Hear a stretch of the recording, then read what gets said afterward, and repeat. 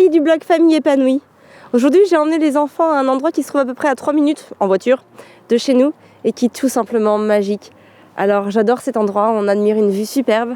On essaye d'observer les oiseaux comme on peut, c'est pas toujours évident. Et voilà, surtout on prend notre plein de nature et de beaux paysages. Et ça c'est cool. Alors aujourd'hui, je voulais te parler d'une technique pour lâcher prise au quotidien. Parce que c'est pas forcément évident, surtout quand on a plusieurs enfants ou alors notamment avec des enfants en bas âge. Il y a des périodes qui sont plus ou moins difficiles et aussi ça s'explique par les différents développements de l'enfant. Par exemple, la période entre 2 et 3 ans est souvent une période compliquée parce que l'enfant est en train de développer son langage, mais il ne l'a pas encore complètement parce qu'il a envie d'exprimer beaucoup de choses, mais que c'est pas toujours évident non plus pour lui de les exprimer. Parce que aussi certaines de ces émotions sont contradictoires, se recoupent et que parfois ils ne gèrent pas forcément toujours très bien ces complications. Alors comment faire toi en tant que parent pour essayer de trouver une manière d'être avec ton enfant qui ne vienne pas gâcher la relation, mais aussi qui vienne soutenir tes convictions, j'ai envie de dire, parce que c'est important d'aller là où on a envie d'aller, de gérer comme on l'entend et voilà, de faire les choses de manière à rester constant dans ses choix et surtout voilà, rester régulier et aller jusqu'au bout. Parce que c'est vrai que par rapport à des petits-enfants, notre bienveillance, notre envie de bien faire, elle est mise à très très rude épreuve, que ce n'est vraiment pas évident et qu'il y a des jours où on aurait juste envie de tout claquer et s'en aller en courant et que des fois c'est dur et que des fois les nuits sont difficiles. Du coup, le lendemain, il faut être là, il faut gérer, il faut réussir à maintenir le cap et aller bosser et le soir s'occuper des enfants, gérer la maison, faire les courses, la cuisine, le rangement, le linge, enfin bref, tout ce qui compose notre vie à toutes et à tous en fait en quelque sorte. Et puis surtout, il faut de l'énergie, il faut beaucoup d'énergie pour accompagner ses enfants au quotidien avec bienveillance et tout ça. Et voilà, et comme je l'ai dit au début, avec toutes les contraintes que les enfants viennent nous amener, parce que voilà, la situation qu'ils vivent n'est pas forcément facile pour eux non plus, il faut bien avoir ça en tête.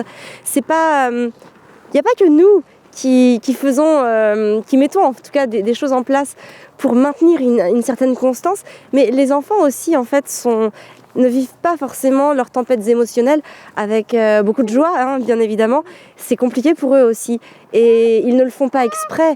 Ils essayent vraiment de faire aussi ce qu'ils peuvent. Et il faut bien savoir que quand ils vivent quelque chose de négatif, eh bien, c'est compliqué pour eux et ça vient aussi les affecter, eux. Même si toi aussi, ça vient t'affecter parce que forcément, tu absorbes toutes les émotions de ton enfant comme lui absorbe tes propres émotions. Donc voilà, aujourd'hui je vais te parler d'une technique que l'on a pour lâcher prise avec Fabien, que l'on met en place, qui marche plutôt bien, et alors qui demande du travail évidemment, qui demande de s'investir, qui demande du temps.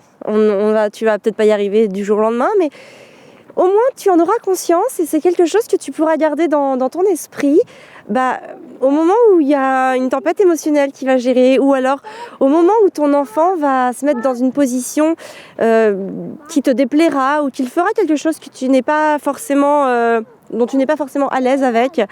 Voilà, je vais te parler de tout ça, je vais te donner des exemples et puis voilà, tu comprendras mieux, ce sera plus simple. Alors, la technique dont je vais te parler, c'est la technique du lâcher prise. C'est quelque chose qui marche très bien chez nous, qui est très efficace et qui nous permet vraiment de se recentrer sur l'essentiel et surtout de ne pas perdre une énergie folle à essayer d'obtenir des choses de nos enfants qui sont assez compliquées. Oui mon amour, tu me donnes la main ? Chez nous, les enfants évoluent dans un cadre avec des règles. Mais des règles qui sont simples et applicables. Parce qu'il faut bien savoir que plus l'enfant est petit, moins il sera capable d'appliquer énormément de règles. Par contre, il y a des règles par rapport à la sécurité. Ça, c'est on va dire la chose primordiale. S'attacher en voiture, ne pas traverser une route, rester quand même plus ou moins près de nous quand on se promène pour qu'ils sachent que l'on doit avoir un œil sur eux. Alors évidemment, on leur explique pourquoi. Bon, après, la politesse peut aussi être une autre règle dans une autre mesure parce qu'on ne peut pas être en mesure de tout attendre des enfants selon l'âge qu'ils ont. Donc voilà, c'est quelque chose qui peut devenir une règle, mais pas forcément une règle dès le plus jeune âge, on va dire. Et puis bien sûr, l'une des troisièmes règles chez nous, ça va être la bienveillance que l'on va se porter les uns les autres. Et ça, ça s'apprend tout simplement. On ne peut pas exiger beaucoup de choses d'eux, mais c'est montrer l'exemple, bien évidemment, qui est le plus important, et puis leur apprendre aussi avec les gestes comment faire. Pour tout le reste, il n'y a pas de règles. C'est no rules, c'est freeway, c'est comme on veut. Mais attention, je tiens quand même à préciser que ce n'est pas du laxisme. Il y a une grande différence entre le lâcher-prise et le laxisme.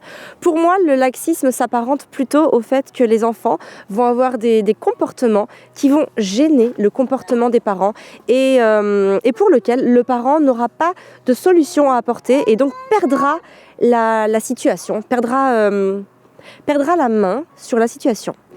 Le lâcher-prise, c'est agir en pleine conscience sur une situation qui sera vécue par les enfants, en tout cas quelque chose que les enfants vont faire et auquel on va devoir apporter une solution plutôt juste et adéquate. Vous voulez aller chercher des trésors ?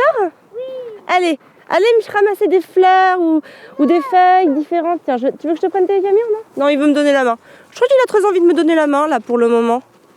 Est-ce que tu vas essayer de chercher des trésors, chérie ? Personne me donne la main. Oh mon amour, mais parce que toi tu vas pouvoir chercher des feuilles des plumes d'oiseaux, des feuilles différentes de ce que tu connais.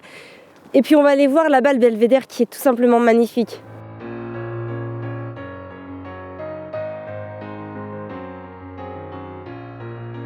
Alors le lâcher-prise peut se dérouler quand on est maître de la situation, quand on a assez observé la situation pour savoir que tout va bien se passer. Par exemple, j'ai posté une photo dernièrement sur Instagram où en fait les enfants, Arthur et Gaspard, étaient montés sur la table et ils lisaient un livre. Et en fait, j'avais deux options, soit mettre beaucoup d'énergie, comme je l'ai expliqué dans mon post, mettre beaucoup d'énergie pour les faire descendre de la table et voilà, et peut-être aussi un petit peu sacrifier cet élan fraternel qu'ils ont eu, sacrifier l'apprentissage de Gaspard, puisqu'en fait, il était en train tout simplement de répéter les mots que lui indiquait son frère, et voilà, et venir aussi m'imposer à eux.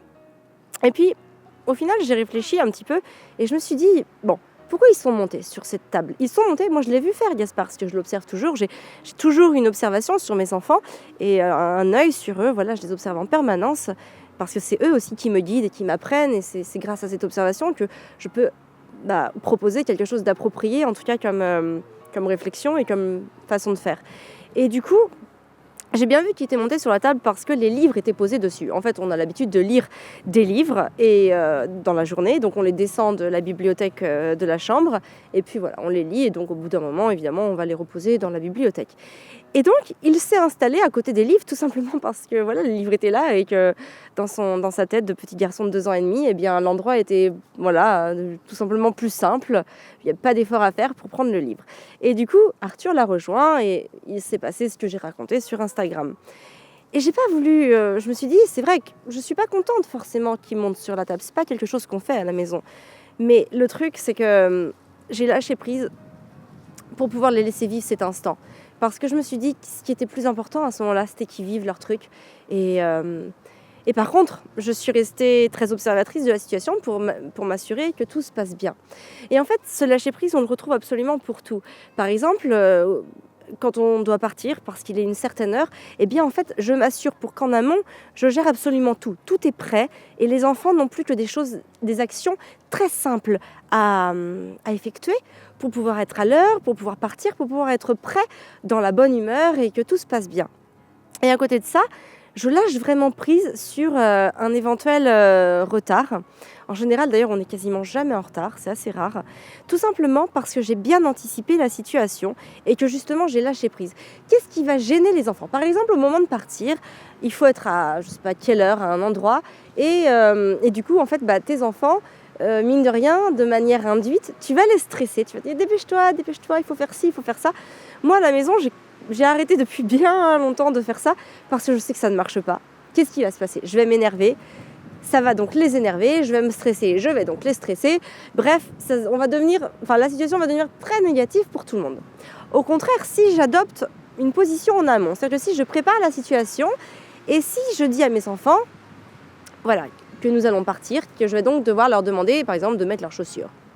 Eh bien, les chaussures sont prêtes, à leur place, ils n'ont pas à les chercher, évidemment, déjà, et ils savent qu'ils ont cette action-là à faire. Je leur dis que, par exemple, j'ai une petite chose encore à finir, mais que pendant que je fais cette chose, je compte sur eux pour qu'ils mettent leurs chaussures. des fois, ils sont en train de faire quelque chose déjà. Alors, je leur laisse cette opportunité de pouvoir laisser le temps de finir ce qu'ils ont à faire. Et je leur explique. Je leur explique que je comprends qu'ils ont ça à faire. Par contre, il va devoir partir. Et donc, on va devoir mettre les chaussures. Et en fait, sans stress, sans pression, sans rien du tout, en général, ça marche vraiment bien. Après, il peut toujours y avoir des cas exceptionnels où ça ne marche pas. Et auquel cas, je leur propose. Je leur dis, est-ce que vous voulez partir en chaussons ? Et par exemple, j'emmène dans ce cas-là les chaussures. Et en général, quand je leur dis ça, c'est marrant parce que là, tout de suite, ils vont mettre leurs chaussures en quelques secondes. Et au pire des cas, même si ils devaient partir en chaussons, je préfère encore qu'ils partent en chaussons. Et dans ce cas, j'emmène les chaussures, je les porte jusqu'à la voiture, par exemple, plutôt que de devoir m'énerver contre eux. Parce qu'après tout, eux, ils n'ont pas encore la notion du temps. La notion du temps, la notion de la projection, elle intervient vers 6-7 ans. Mais avant, c'est encore compliqué de pouvoir se projeter. Si je leur dis on part dans 10 minutes les enfants, franchement, ils ne savent même pas ce que ça représente 10 minutes. Alors oui, je peux les aider à travers des systèmes, à travers des timers ou des choses comme ça, pour essayer de leur montrer ce que ça va être 10 minutes. Mais ce n'est pas encore tout à fait facile pour eux de se projeter et donc de pouvoir gérer le temps. Donc je préfère gérer la situation positivement, emmener les chaussures, les faire partir en chaussons et leur dire « Ok, t'étais pas prêt, ok, soit, c'est pas bien grave. Le principal, c'est que tu sois ok aussi avec ce que tu veux faire. » Et dans ce cas-là, moi, je préserve mon énergie aussi. Je préserve la relation avec mes enfants. Je lâche prise. Et voilà. Et je me dis que il y a bien plus important à gérer que des petites prises de tête comme ça du quotidien. Et ça, c'est vraiment important de bien le gérer parce que en fait, ça rythme le quotidien, des petites choses comme ça. Donc si on veut que le quotidien se passe bien, je t'invite vraiment à lâcher prise et voilà, je t'invite vraiment à gérer les crises en tout cas de cette manière-là. Alors à ce sujet, si tu veux gérer les crises de tes enfants de la meilleure manière possible pour préserver la relation à tout prix, pour faire en sorte aussi de les aider parce que plus on les aide dans leur tempête émotionnelle, plus en fait ils vont moins en faire ou en tout cas plus ils vont apprendre à maîtriser leurs émotions le plus rapidement possible. Il y a évidemment des périodes où ce ne sera pas possible pour eux de maîtriser leurs émotions parce que le cerveau n'est pas assez mature. Mais en tout cas, il y a toujours possibilité d'aider ses enfants au mieux à traverser ces crises et surtout à trouver un apaisement en tant que parent parce que qu'est-ce qui est le plus difficile à gérer au quotidien? Ce sont les crises de nos enfants. Alors pour en savoir plus sur ces fameuses gestions de crise, pour savoir quel comportement adopter avec ton enfant pour faire en sorte de préserver la relation aussi et de pouvoir les aider bien évidemment à se remettre le plus rapidement possible de ces tempêtes émotionnelles, je t'invite vraiment à cliquer sur le lien qui se trouve dans le statut. En fait, c'est une autre vidéo où je t'explique que je te donne des pistes, comment faire pour gérer tout ça, en fait, pour retrouver l'apaisement, pour retrouver une harmonie familiale, pour préserver son énergie parce que c'est tellement important d'avoir assez d'énergie pour tout faire. Et honnêtement, en tant que maman à temps complet de mes 3 loulous, eh bien, toutes les astuces que je peux avoir pour préserver mon énergie, je les prends et je te les partage vraiment parce que c'est pas de tout repos tous les jours et qu'on a besoin d'énergie pour gérer le quotidien, pour gérer ses enfants, pour gérer tout ce qu'on a tout simplement à gérer. Donc je te laisse avec cette vidéo qui se trouve donc dans le lien, tu cliques sur le lien, ça va directement t'emmener sur cette vidéo et sur ce, je te souhaite une très très belle journée, prends soin de toi et de tes enfants.